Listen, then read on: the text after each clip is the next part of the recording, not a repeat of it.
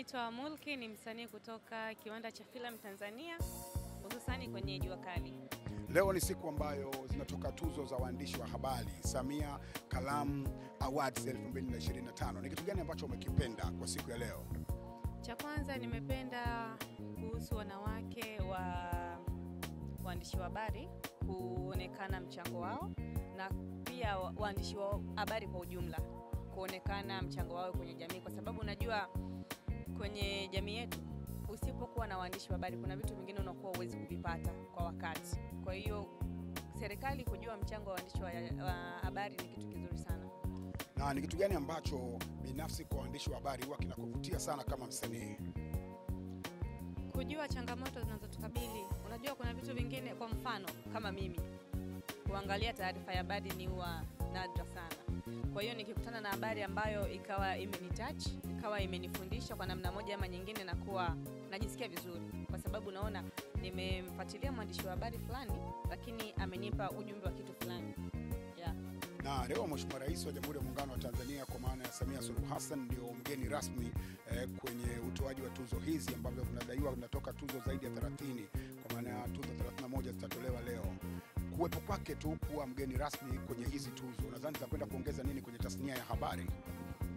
Cha kwanza ni heshima, amewaheshimu na amewajali sana, na pia kinaenda kuhamasisha nyie kuendelea kuiona thamani yenu, kwamba tumeandaa kitu lakini mpaka mama ameamua kuwa support nyie, tayari imewajengea kitu kizuri.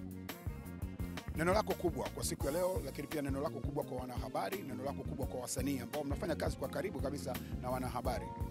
Mimi ningependa kuambia wanahabari, mngependa sana kutupostia vitu ambavyo vinatuelimisha kuliko kutupostia ule umbea ambao sometimes unakuwa unatuvuruga akili.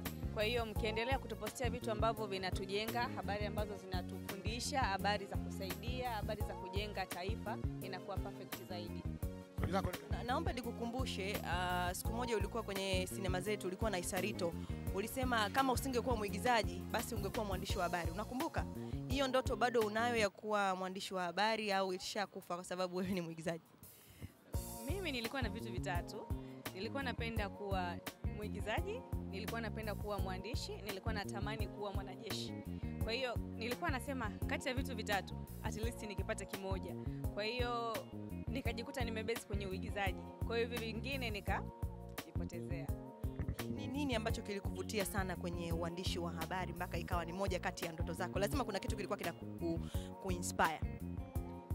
Cha kwanza nilikuwa napenda, unajua mwandishi wa habari ni mtu fulani huwa namuona ni mtu smart. Kwa hiyo nilikuwa nikikaa nikiangalia taarifa ya habari, kilichokuwa kinanivutia zaidi hasa kwa mwanamke mwandishi wa habari mwanamke, nilikuwa natamani kwamba ipo siku na mimi nitakuwa kama yule dada. Yaani kwa nini mimi nisiwe kama yule dada? Kwa nini mimi nisifanye kitu fulani kama yule dada? Yule dada anajaribu kuisaidia jamii kwa namna moja ama nyingine. Kwa hiyo nilikuwa natamani sana kwamba na mimi nije kuwa nasaidia jamii kupitia uandishi wangu wa habari kama mwanamke. Kama ungepata nafasi ya kutoa tuzo moja na utakayemtaja wewe mwandishi wa habari atakuwa anachukua hiyo tuzo kwa nguvu ambayo utakuwa umepewa, tuzo yako ungepeleka kwa mwandishi wa habari gani na ungetangalia vigezo gani zaidi? Kiukweli waandishi wote wa habari kwangu ni the best. Sio mmoja, siwezi kusema kwa mmoja ni uongo. Wote ni the best. Platform za habari ni nyingi, tuna radio, tuna television, tuna mitandao ya kijamii. Ni platform gani kwako ni best zaidi kwenye kutoa habari? Radio.